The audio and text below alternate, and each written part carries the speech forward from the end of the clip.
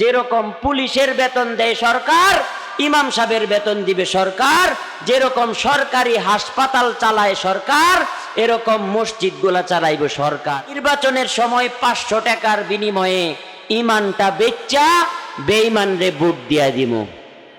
টাকার বিনিময়ে ইমান বিক্রি করা যাবে না, কারণ ইমান মহামূল্যবান সম্পদ। কথা বলেন ঠিক না? তাহলে দোষটা হইল কার? দোষটা আমার। আমি 500 টাকা দিয়া ভোট বিক্রি কইরা, ইমান বিক্রি কইরা আমি একজন বেঈমান রে ভোট দিলাম। আর আমি আশা করি যে বাংলাদেশের মসজিদগুলাতে সভাপতি হইব ডিসি, ওসি আর সরকারি লোক। ইমাম সাহেব করে বেতন দিব, যেরকম পুলিশের বেতন দেয় সরকার, ইমাম সাহেবের বেতন দিবে সরকার, যেরকম সরকারি হাসপাতাল চালায় সরকার, এরকম মসজিদগুলা চালাইব সরকার। এইটা আশা করলে লাভ আছে? ভোট দেই না আমি ইমানদারকে, আর আশা করি দেশটা চালাইব ইমানদার। তাইলে এটা মনে মনে মন কলা খাওয়ার মতো না? ইয়া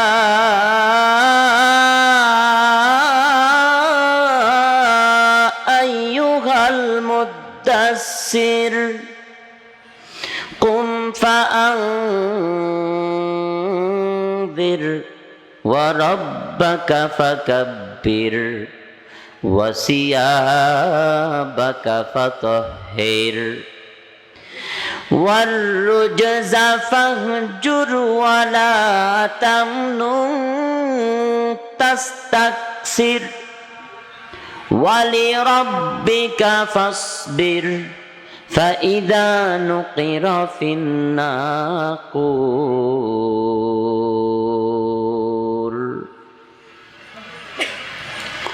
وقال النبي صلى الله عليه وسلم إذا كان أول كلامه لا إله إلا الله وآخر كلامه لا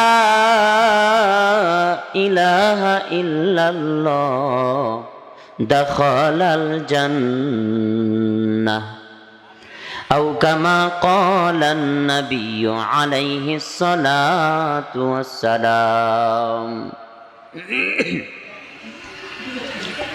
আলহামদুলিল্লাহ। পশ্চিম প্রভাগ দারুল উলুম গুরুস্থান মাদ্রাসার কর্তৃক আয়োজিত 12তম বার্ষিক ইসলামী মহাসম্মেলনের সম্মানিত সভাপতি এবং হযরত উলামায়ে কেরাম, আমার প্রাণ প্রিয় মাদ্রাসার ছাত্র ভাইয়েরা, মাইকের আওয়াজ যত দূর পর্যন্ত যাচ্ছে, পর্দার আড়ালের মা ও বোনেরা, সকলকেই জানাই আন্তরিক মোবারকবাদ। সর্বপ্রথম মহান আল্লাহ পাক রব্বুল আলামিনের দরবারে শুকরিয়া আদায় করার পর, মহানবী, দুনিয়ার নবী, পরকালের নবী, মানুষের নবী, পশু পাখির নবী, ফেরেশতাদের নবী, জগতের নবী হযরত মুহাম্মদ মুস্তাফা সাল্লাল্লাহু আলাইহি ওয়াসাল্লামের শানে দুরূদ শরীফ, লক্ষ কোটি দুরূদ এবং সালাম পেশ করি। আল্লাহ পাক রব্বুল আলামিনের প্রশংসা আদায় করি, যিনি আজকে এই ইসলামী জলসা আমাদেরকে করার, শোনার তৌফিক দান করেছেন। এই জন্য আমরা আমাদের অন্তরের অন্তঃস্থল থেকে আকাশ বাতাস প্রকম্পিত করে, গলার সাথে গলা মিশিয়ে রাসূলের শিখানো শুকরিয়ার কালিমা উচ্চারণ করে মহান রবের শুকরিয়া আদায় করছি। আলহামদুলিল্লাহ। প্রশংসা করলাম কার? সাহায্য চাই কার কাছে? ভরসা করি কার উপরে? ঈমান আনি কার উপরে, ক্ষমা চাই কার কাছে, সাহায্য চাই কার কাছে? একমাত্র আল্লাহ পাক রব্বুল আলামিনের কাছে। এজন্যই তো কবি বলেছেন, তুমি মাটির আদমকে প্রথম সৃষ্টি করিয়া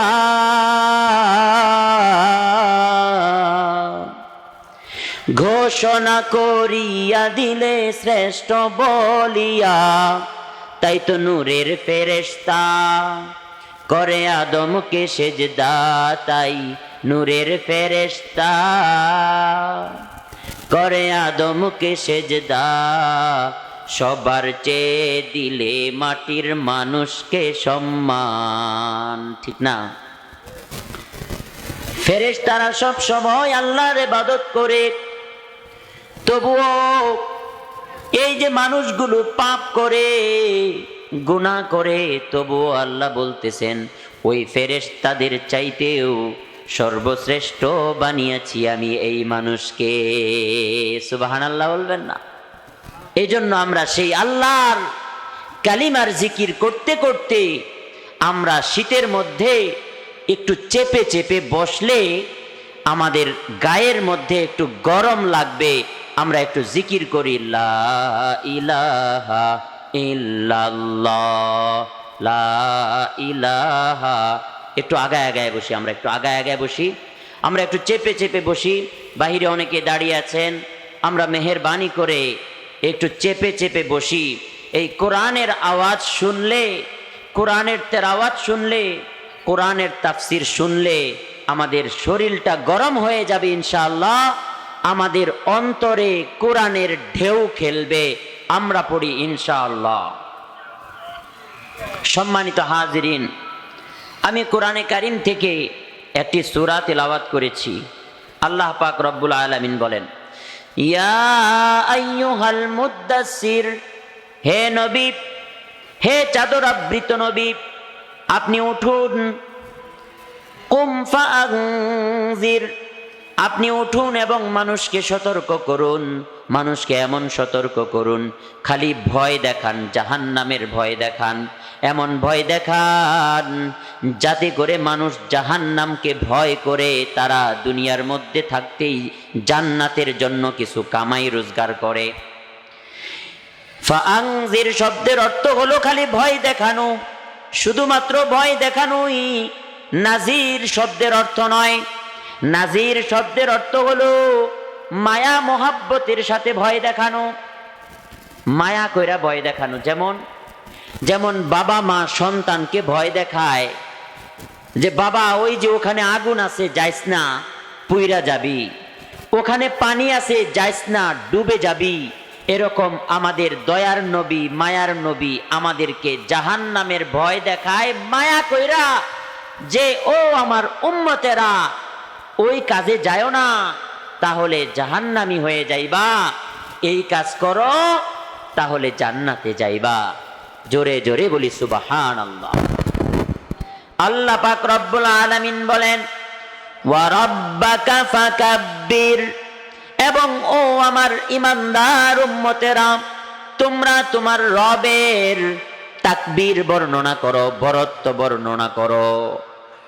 রবের বরত্ব বর্ণনা করার মানে হলো আমরা বেশি বেশি আল্লাহর গুণগান গাই। আল্লাহ যে বড়, এই কথাটা আমরা বলি। এই কথা আমরা কিভাবে বলবো?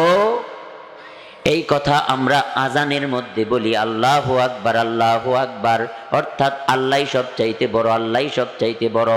একামতের মধ্যে বলি আল্লাহু আকবার, আল্লাহু আকবার, অর্থাৎ আল্লাহই সবচাইতে বড়, আল্লাহই সবচাইতে বড়। নামাজের শুরুতে বলি আল্লাহু আকবার, অর্থাৎ আল্লাহই সবচাইতে বড়। ঠিক না? এই বাংলাদেশের সকাল দুপুর বিকাল সব সময় আনাচে কানাচে গ্রামে গ্রামে মসজিদে মসজিদে মুয়াজ্জিন সাহেবরা তাদের মাইকের মধ্যে ওই আল্লাহু আকবার, আল্লাহু আকবার বলে কথা বলেন, ঠিক না? এজন্যই তো কবি বলেছেন, এদেশে আল্লাহু আকবারের সুরে সূর্য ওঠে, এদেশে আল্লাহু আকবারের সুরে সূর্য ডোবে। ঠিক না বেটি? চিল্লায় বলি আল্লাহু আকবার, লিল্লাহি তাকবীর। আল্লাহ পাক তো এই কথাই বলতেছেন, ওয়া রাব্বাকা ফাকাব্বির, তোমার রবের বরত্ব বর্ণনা করো, বেশি বেশি আল্লাহু আকবার বলো। কি বেশি বেশি আল্লাহু আকবার বলতে হবে না? এদেশের মিনার হতে মুয়াজ্জিনের আজান শুনে, এদেশের মিনার হতে মুয়াজ্জিনের আজান শুনে, কোটি প্রাণ ধুলার উপরে সিজদা করে খোদার শনে, ঠিক না? এদেশের মিনার হতে মুয়াজ্জিনের আজান শুনে, কোটি প্রাণ ধুলার উপরে সিজদা করে খোদার শনে।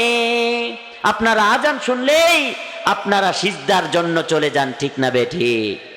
এই জন্যই তো আল্লাহ পাক বলতেছেন, তোমরা যখন আজান শোনার পরে সিজদা করবা, ওয়াসিয়াবাকা ফাতাহির, তখন তোমরা তোমাদের কাপড় চোপড় গুলো পরিষ্কার করে নাও। আচ্ছা বলেন তো, যারা নামাজ পড়ে হ্যাগর কাপড় চোপড় কি নাপাক থাকে? কি বলেন? নামাজ পড়ে মানেই এই লোকটা পবিত্র। চিল্লায় চিল্লায় বলেন সুবহানাল্লাহ। তাহলে ও আমার ইমানদার ভাইয়েরা, এই নামাজের মাধ্যমে আল্লাহ পাক আপনার কাপড়কে পরিষ্কার পরিচ্ছন্ন করে দিয়েছেন। এই নামাজের উসিলায় আল্লাহ পাক আমার আপনার কাপড়কে পবিত্র করে দিয়েছেন। আল্লাহ বলতেছেন, এই নামাজের আগে তোমরা তোমাদের কাপড় চোপড়গুলো পরিষ্কার করে নাও। আল্লাহ বলেন, ওয়াররুজজা ফাহজুর, শুধুমাত্র কাপড় চোপড় নয়, তোমরা তোমাদের অন্তরকে, তোমাদের খারাপ খারাপ চিন্তা ভাবনা গুলো থেকেও অন্তরকে পরিষ্কার কইরা নেও। কি বলেন? খালি কাপড় পরিষ্কার করলেই চলবো? অনেকেই দেখেন না, বেশি বেশি হজ করে, রোজাও করে, নামাজও করে, কিন্তু সুদ খায়, ঘুষ খায়, কি খায় না? গীবত করে, করে কিনা? মানুষের কষ্ট দেয় কিনা? মানুষের উপরে জুলুম করে, অন্যায়ভাবে জমি দখল করে, জমিনের বাতর কাটে। আর যখন সালিশ করবার যায়, মামলা মুকদ্দমা করতে যায়, গরিব মানুষ, আপনি তো টাকা নাই যে আপনি 500 টাকা দিয়া সালিশ করবেন, আরেকজনের টাকা আছে, 1000 টাকা দিয়া সালিশ ডাকছে, এখন বিচার যেইটাই হোক তাল গাছ ওই 1000 টাকার পক্ষে। এরকম আছে না নাই? সুতরাং অন্তরের ভিতরে নাপাকি রেখে ওই সালিশ দরবার কইরা, ওই নামাজ রোজা কইরা, আর জামা টুপি পইরা ওই মুসল্লি সাজলে কোনো লাভ আছে? আল্লাহ পাক বলতেছেন, ওয়াররুজজা ফাহজুর, শুধুমাত্র কাপড় পরিষ্কার করলেই হবে না, তোমার অন্তরটাকে তুমি পরিষ্কার কইরা নাও। আল্লাহ বলতেছেন, তুমি যখন সালিশ করো, দুইটা গ্রুপের ভিতরে সালিশ করো, জমি জমা নিয়া সালিশ করো, বাড়ি নিয়া সালিশ করো, তখন তুমি খেয়াল করো, এই পক্ষও তোমার ভাই, ওই পক্ষও তোমার ভাই, মুসলমান ভাই, ওই দুই পক্ষর ভিতরে তুমি একটা সমাধান কইরা দাও। কাউকেই তুমি বড় এবং ছোট মনে করবা না। কথা বলেন ঠিক না বেঠিক? এজন্যই তো বলেছেন যে মুসলমান সবাই সমান, চাই সে গরিব হোক, চাই সে ধনী হোক। কথা বলেন ঠিক না?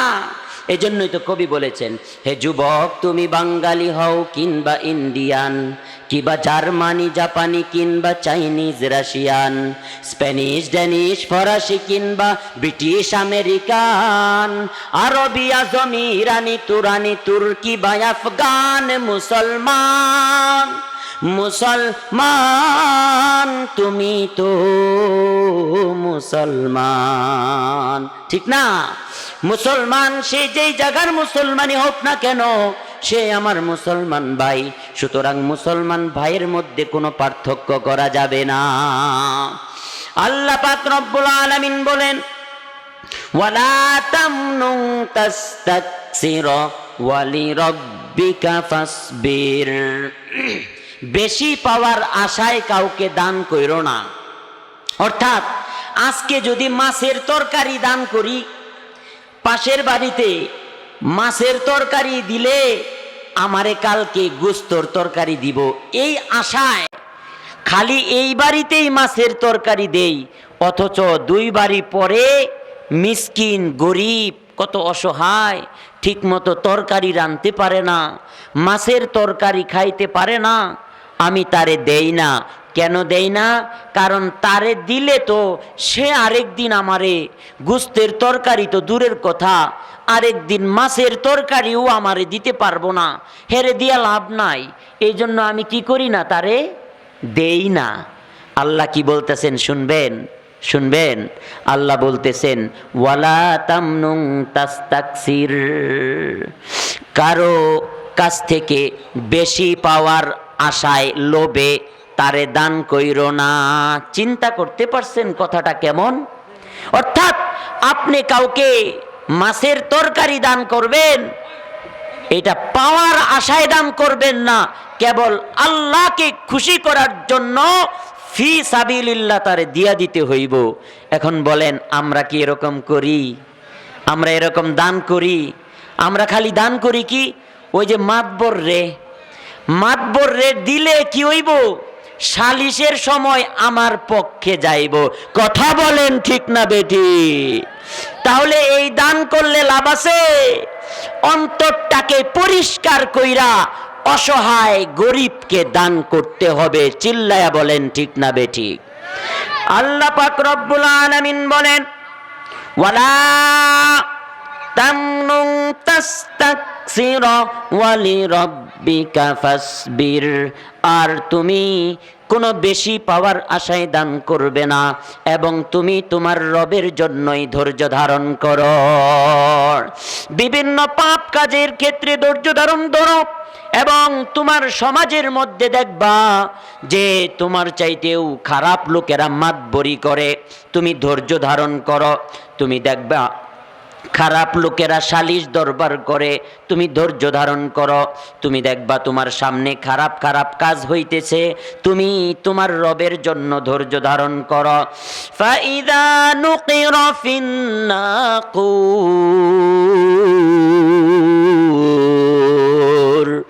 অতঃপর যখন ওই সিংহার মধ্যে ফু দেওয়া হবে, ফাযালিকা ইয়াউমাইযি ইয়াউমুন আসির, ইসরাফিল ফেরেশতা যখন সিংহার মধ্যে ফু দিবেন তখন এই আসমান ভেঙ্গে যাবে, পাহাড়গুলো বালুর মতো চলতে থাকবে, আর তখন সেই দিনটা তোমাদের জন্য হবে বড় কঠিন। নাউজুবিল্লাহ কইবেন না? আল্লাহ বলতেছেন আলাল কাফিরিনা গায়রু ইয়াসির, এবং কাফেরদের জন্য তো মোটেও সহজ হবে না। তাহলে আমরা কি এখানে কেউ কাফের আছি? কাফের মানে কি? কোরআনকে অস্বীকার করা। এখানে এমন কেউ আছেন যে কোরআনকে অস্বীকার করেন? থাকলে হাত তুলেন। কোরআনকে অস্বীকার করেন কেউ আছেন? নাই। তাহলে একবার বলেন আলহামদুলিল্লাহ। কারণ কি? কারণ আমরা কোরআনের উপরে ঈমান আনতে পারছি, এই জন্যই আলহামদুলিল্লাহ পড়ছি। নাকি কইবেন হুজুর আমরা তো গরিব মানুষ, আমগরে আলহামদুলিল্লাহ কইতে কোন? আল্লাহ তো কাফের বেঈমান করে ধন সম্পদ দিয়া রাখছে, আমরা গরিব মুসলমান, আমগরে তো ধন সম্পদ দেয় নাই। ওই মুসলমানেরা, আল্লাহ তাআলা কি বলেন শুনবেন? ওয়ালা আবদুম মুমিনুন খায়রুম মিন মুশরিকিন ওয়ালাহু আজাবাকুম, একজন গরিব মুসলমান ওই ধনী কাফের বেঈমানের চাইতেও আল্লাহর কাছে দামি। এবং আল্লাহ পাক রব্বুল আলামিন তোমার মতো আমার মতো একজন গরিব মুসলমানকে এই দুনিয়ার সমান 10টা দুনিয়া সমান জান্নাত দান করবে। সুবহানাল্লাহ কইবেন না? হ্যাঁ, কয় যে হুজুর এটা তো মরার পরে দিব, এখন তো গরিব, একটা সরকারি চাকরি পাই না। আল্লাহ তুমি সবাই রে ধনী বানায় দেওয়ান, আমিন কোন? জোরে বলেন আমিন। কি ধনী হইবার চান না? হ্যাঁ, আল্লাহ তাআলা সবাইকে ধনী বানায় দেখ, আমিন। আল্লাহ পাক রব্বুল আলামিন বলেন যারনি ওয়া মান খালাকতু ওয়াহিদা, ও নবী মুহাম্মদ, এই সমস্ত লোকদেরকে আমার কাছে ছাইরা দাও একা একাই, অর্থাৎ আমি আল্লাহ একাই তাকে সৃষ্টি করেছি এবং পরকালে যখন তাদের হিসাব নিব ওই হিসাব নেওয়ার সময়ও আমাকেই ছাইরা দাও, আমি একাই তাদের হিসাব নিয়ে নিব। ওয়াজআলতু লাহু মালাম মামদুদা, আর আমি তাকে অনেক ধন সম্পদ দিয়েছিলাম। ওয়াবানিনা শুহুদা, অনেক সন্তান সন্ততি দিয়েছিলাম এবং তাকে আমি সচ্ছলতা দান করেছিলাম। তারপরেও সে বলে সুম্মা ইয়াতমাউ আন আযীদ, তারপরেও সে খালি লোভ করে যে আমারে আরো দেয় না কে, আমারে আরো দেয় না কে। কি বলেন, আল্লাহ আমাদেরকে সম্পদ দিছে, সন্তান দিছে, তারপরেও আমরা আল্লাহর গুণগান গাই না, আজান দিলে মসজিদে যাই না কেন? আমরা আরো চাই, আমাদের আরো দরকার। আচ্ছা বলেন তো, এখানে আপনারা যারা আছেন, একটা অফার যদি করা হয় যে এই নকলা থানাকে আপনাদেরকে দিয়ে দেওয়া হবে মালিকানায়, নকলা থানাকে আপনাদের মালিকানায় দিয়ে দেওয়া হবে, শর্ত একটা, শর্তটা হইল আপনাদের 2টা চোখ আপনারা দিয়ে দিবেন। আপনারা কেউ রাজি আছেন? রাজি নাই। তাহলে বোঝা গেল এই নকলা থানার চাইতেও বেশি মূল্যবান চোখ আল্লাহ আমাদেরকে দান করেছেন। কথা বলেন ঠিক না বেঠিক? এই জন্য একবার আল্লাহর প্রশংসা করি, বলি আলহামদুলিল্লাহ। এই জন্যই তো বললাম যে ধনী হই আর গরিব হই, বাংলাদেশি হই আমেরিকান হই, কোনো সমস্যা নাই। সবচাইতে বড় জিনিস হলো আমি ইমানদার কিনা, এটাই দেখার বিষয়, ঠিক না? এই জন্যই তো বলেছেন এই ধরনের প্রমোদ মায়া ডাকছে দিবানিশি, পুণ্যে ভরা ক্ষুদ্র বুকে বাজায় মোহনবাসী, তুচ্ছ ভরা দিচ্ছে আবার তিক্ত কুমন্ত্রণা, হৃদয় ভরা বিষাদ সুরে জাগায় যে যন্ত্রণা, তবু দীপ্ত পদে যাই দলে সব অশান্ত প্রলয়, দিন ইমানের স্বচ্ছ আলোয় যাই মুছে সংশয়, আমি মুসলমান আমার ধন হলো ইমান, ইমানি নূরের রৌশনীতে দীপ্ত তো আমার প্রাণ। কথা বলেন ঠিক না? আমি মুসলমান, আমার ধন সম্পদ হলো ইমান। আমার ধন সম্পদ কি? ইমান। নাকি নির্বাচনের সময় 500 টাকার বিনিময়ে ইমানটা বেচা বেঈমান রে ভোট দিয়া দিমু? হ্যাঁ, 500 টাকার বিনিময়ে ইমান বিক্রি করা যাবে না, কারণ ইমান মহামূল্যবান সম্পদ। কথা বলেন ঠিক না? হ্যাঁ, এটা কইলে লাভ নাই। হ্যাঁ, 500 টাকা দিলে আর লোভ সামলান যায় না। কথা বলেন ঠিক না?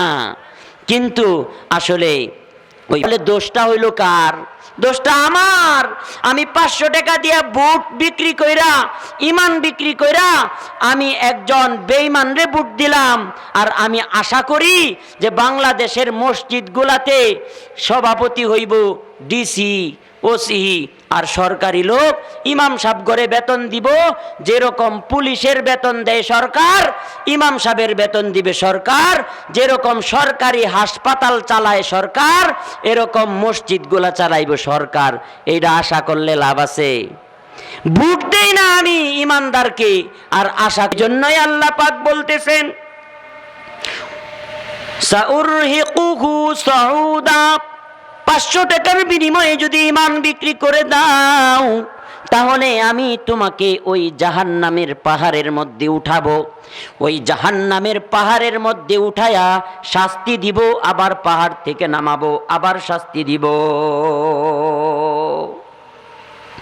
ইন্নাহু ফাক্কারা ওয়া কদ্দার, তারপরে এই মানুষগুলো চিন্তা ভাবনা করলো, তারপরে সিদ্ধান্ত নিল ফাকুতিলা কাইফা কদ্দার, ধ্বংস হোক এই মানুষগুলো যারা চিন্তা ভাবনা করার পরেও এই রকম বেঈমানি সিদ্ধান্ত নিল। তারা ওয়াজ মাহফিল, পবাগের এই মসজিদ মাদ্রাসার ওয়াজ মাহফিলের মধ্যে তারা শুনেছে যে বেঈমানি করা যাবে না, কোরআনের আয়াতগুলো মানতে হবে, তারপরেও তারা সিদ্ধান্ত নিল যে আমি ঘুষ খামু, তারপরেও মনে মনে সিদ্ধান্ত নিল আমি সুদ খামু, তারপরেও মনে মনে সিদ্ধান্ত নিল আমি বউ পিটাইমু, তারপরেও মনে মনে সিদ্ধান্ত নিল শ্বশুর বাড়ির থেকে টাকা না দিলে আমি এই মাইয়ারে আনবো না। এটা বেঈমানি সিদ্ধান্ত না? কি বলেন? শ্বশুর বাড়ির থেকে টাকা না দিলে আমি বিয়া করব না, এর চাইতে কাপুরুষ দুনিয়াতে আর আছে নাকি? কথা বলেন ঠিক না? আমি যদি পুরুষ হয়ে থাকি, আমি যদি বেড়া হয়ে থাকি, আমি টাকা দিয়া তোমার মেয়েকে সাজায়া গুছায়া নিয়ে আসবো, চিল্লায়া চিল্লায়া বলেন ঠিক না বেটি? যারা যৌতুক নেই হেরা কি বেড়া? এই যারা যৌতুক নেই তারা কি বেড়া না বেড়ি? এরা বেড়ি না, মনে রাখবেন। যারা যৌতুক চায় তারা বেড়া না। আজকের থেকে তারা যারা যৌতুক চায়, চাওয়ার সাথে সাথে কইবেন এটা বেড়া না, বেড়ির কাছে আমরা বিয়া দিতাম না। আপনারা রাজি আছেন? যৌতুক চাইলে আমরা আর বিয়া দিতাম না। কি বলেন ঠিক না? আমাদের মেয়েকে জাহান্নামের বাড়িতে আমরা দিতে চাই না ইনশাআল্লাহ। আল্লাহ তাআলা আমাদেরকে আমল করার তৌফিক দান করেন। এই জন্যই তো আল্লাহ বলতেছেন সুম্মা কুতিলা কাইফা কদ্দার, তারপরে আবার ওই মানুষগুলো ধ্বংস যারা বেঈমানি করার সিদ্ধান্ত মনে মনে নিয়েছে। সুম্মা নাজর, তারপরে সে তাকাইলো, সুম্মা আবাসা ওয়াবাসার, তারপরে সে তার ভ্রু কুঞ্চন করলো, সুম্মা আদবার ওয়াস্তাকবার, তারপরে সে ওই যে হুজুররা যে বলে এইটা করা যাবে না, ওইটা করা যাবে না, এইভাবে বিয়ে শাদী দাও, এইভাবে মুসলমানি করো, এইভাবে তোমার সন্তানকে লালন পালন করো, এইভাবে তোমার সন্তানের নাম রাখো, একটা ইসলামী নাম রাখো। তারপরে আমরা ওই হুজুরের কথা শুনি না, বরং ওই চায়ের দোকানে যায়া আমরা ওই ইমাম সাহেবের ভুলগুলা নিয়ে আলাপ আলোচনা করি যে ওই ইমাম সাহেব এই ভুল করছে, ওই মাদ্রাসা এরকম কাম করছে, হেরা খালি মাসে এরকম রান্না করে খায় আর আমগরে দাওয়াত দেয় না, অথচ নিজের দেহের মধ্যে পরিবারের মধ্যে ইসলাম মুসলমানের কোনো কারবারই নাই, আর খালি হুজুর ঘরে বল আর দোষ খুঁজা বেড়াই। কথা বলেন ঠিক না? আল্লাহ পাক রব্বুল আলামিন বলতেছেন فقال إن هذا إلا سحر يؤثر, তারা বলে যে এইটা তো জাদু ছাড়া আর কিছু নয়, যেটা আগের থেকে চলে আসতেছে। ইন হাযা ইল্লা কাউলুল বাশার, এইটা হইল মানুষের কথা। এই যে কোরআন পড়ে পড়ে বয়ান করতেছি, অনেকেই বলে এটা মানুষের কথা, বিশ্বাস করতে চায় না, খালি বিশ্বাস করে বিয়া করা সুন্নত আর মিষ্টি খাওয়া সুন্নত, বাকিগুলা যে করতে হবে এইটা বিশ্বাস করে না। যেটা সুবিধা সেইটা বিশ্বাস করে, সুবিধার বাইরে গেলে আর কোরআন বিশ্বাস করে না। এই জন্যই আল্লাহ বলতেছেন সাউসলিহি সাকর, তাকে নিক্ষেপ করা হবে জাহান্নামে। ওয়ামা আদরাকা মা সাকর, আপনি কি জানেন সেই সাকর নামক জাহান্নামটা কি? সেই সাকর নামক জাহান্নামটা হলো লা তুবকি ওয়ালা তাজার, যে সেই জাহান্নামের মধ্যে কারো মৃত্যু হবে না, বাঁচায়াও রাখবে না, অর্থাৎ বারবার শাস্তি হইতেই থাকবে। বলি নাউজুবিল্লাহ। আল্লাহ বলতেছেন লাওয়াহাতুল লিল বাশার আলাইহা 19 ওয়া মা জাআলনা আসহাবান নার ইল্লা মালাইকা, আর আমি ওই জাহান্নামটাকে কেবলমাত্র ফেরেশতা দিয়াই জাহান্নামটাকে নিয়ন্ত্রণ করব। ওই জাহান্নামের মধ্যে কতজন ফেরেশতার দায়িত্বে থাকবে এই হিসাব আমি দুনিয়ার মধ্যে কাউরে বলি নাই। সুতরাং এই হিসাব যখন বলি নাই, তখন কিছু কাফের বেঈমানরা এই হিসাবের কারণেই ধ্বংস হবে, পথভ্রষ্ট হবে। দেখবেন কিছু মুসলমান আছে প্রশ্ন করে, কই বলেন তো জাহান্নামে কয়জন ফেরেশতা? আমাকে অনেকেই জিজ্ঞেস করে, আমার যারা দাদা নানা তারা জিজ্ঞেস করে, এই বলেন তো জাহান্নামের মধ্যে কয়জন ফেরেশতা? এখন আমি যদি বলি আমি তো জানি না, জাহান্নামে কয়জন ফেরেশতা?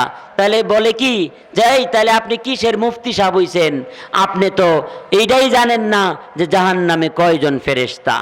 আচ্ছা বলেন তো, জাহান্নামে কয়জন ফেরেশতা আর জান্নাতে কয়জন ফেরেশতা, আসমানে কয়জন ফেরেশতা? নাকি আমি আল্লাহর হুকুম নামাজ, রোজা, হজ, যাকাত এবং ইসলাম আমি পালন করলাম কিনা এইটা নিয়ে আমার ঈমান নির্ণয় হবে। সুতরাং আল্লাহ বলতেছেন লিয়াস্তাইকিনাল্লাযীনা উতুল কিতাবা, যাদেরকে কিতাব দেওয়া হয়েছে তাদের যেন বিশ্বাস হয় যে জাহান্নামের মধ্যে কয়জন ফেরেশতা। ওয়ায়াজদাদাল্লাযীনা আমানু ঈমানা, আর যারা ঈমানদার তারা সহজেই বিশ্বাস করবে যে জাহান্নামের মধ্যে কয়জন ফেরেশতা। অর্থাৎ জাহান্নামে আল্লাহ যে কয়জন ফেরেশতা রাখছেন সেটাই আমি মানি, কয়জন এটা আমার সংখ্যা জানার দরকার নাই। وَلِيَقُولَ الَّذِينَ فِي قُلُوبِهِمْ مَرَضٌ وَالْكَافِرُونَ مَاذَا أَرَادَ اللَّهُ بِهَذَا مَثَلًا, আর যাদের অন্তরে রোগ আছে, রোগ, এবং যারা কাফের তারা বলে যে আল্লাহ তাআলা এই উদাহরণ দিয়া কি বুঝাইতে চাইছে। অন্তরে যাদের রোগ আছে এরা বলবে জাহান্নামে কয়জন ফেরেশতা, জান্নাতে কয়জন ফেরেশতা, এই কথা বইলা আল্লাহ কি বুঝাইতে চাইছে। আল্লাহ আমাদেরকে বুঝাইতে চাইছেন যে সামনে আল্লাহ তাআলা বলতেছেন কাযালিকা ইউদিল্লু মান ইয়াশাউ ওয়া ইয়াহদি মান ইয়াশা ওয়া মা ইয়ালামু জুনুদা রাব্বিকা ইল্লাহু। তোমার রবের সৈন্যবাহিনী, তোমার রবের সেনাবাহিনী কয়জন আছে এইটা কেবলমাত্র শুধুমাত্র তোমার রবেই জানে। আপনার আমার রবের সেনাবাহিনী ফেরেশতা কয়জন আছে এটা একমাত্র জানেন কে? কি কে কে জানে? নাকি আপনারাও জানেন? এটা কি আপনারা বিশ্বাস করেন? রবের সেনাবাহিনী কয়জন আছে এটা যে আল্লাহ জানে এটা বিশ্বাস করেন সবাই? বিশ্বাস না করলে কিন্তু ঈমান থাকবে না। অর্থাৎ ফেরেশতা কতজন আছে এটা আল্লাহই জানে, এইটা আমরা জানি না। এইটা যারা না মানে তাদের ঈমান নাই। সুতরাং আমরা সবাই মানি যে আল্লাহর ফেরেশতা কয়জন আছে এটা একমাত্র আল্লাহই জানেন। আল্লাহ পাক রব্বুল আলামিন বলেন কাল্লা ওয়াল কমর, না কখনো না, ওই চাঁদের কসম, ওয়াল লাইলি ইয আদবার, এবং এই রাত্রির কসম করতেছি যেই রাতটা দিন যাওয়ার পরে হয়, ওয়াসসুবহি ইযা আসফার, এবং সকালের কসম করতেছি যখন সকাল আলোকিত হয়, ইন্নাহা লা ইহদাল কুবার, নিশ্চয় ওই কিয়ামত, নিশ্চয় ওই মৃত্যু ভয়ঙ্কর ভয়ঙ্কর বিপদের মধ্যে একটা মহাবিপদ। বলি না নাউজুবিল্লাহ, ওই মৃত্যুটা আমাদের জন্য একটা কি মহাবিপদ না গো? মৃত্যুটা যখন হয়ে যাবে, মৃত্যুটা হওয়ার সাথে সাথে আপনার মসজিদের মাইক দিয়ে ঘোষণা হবে অমুকে ইন্তেকাল করেছেন, ইন্না লিল্লাহি ওয়া ইন্না ইলাইহি রাজিউন। ইন্না লিল্লাহ পড়ার পরে ওই মসজিদের খাটিয়াটা আপনার বাড়িতে চলে যাবে, ঠিক না বে ঠিক? এই জন্যই তো বলেছেন দুয়ারে আইসাছে পালকি নাই ওরি গাও তোলো রে তোলো মুখে আল্লাহ রাসূল সবাই বলো, ও মুখে আল্লাহ রাসূল সবাই বলো। দুই কান্দে ছিল যে তোমার দুইজনা পাহারা, তোমারে একলা থুয়া পলাইছে তাহারা। তোমার আট কুঠুরি নয় দরজা বন্ধ যে ওই হলো রে হলো মুখে আল্লাহ রাসূল সবাই বলো, ও ও মুখে আল্লাহ রাসূল সবাই বলো লা ইলাহা ইল্লাল্লাহ।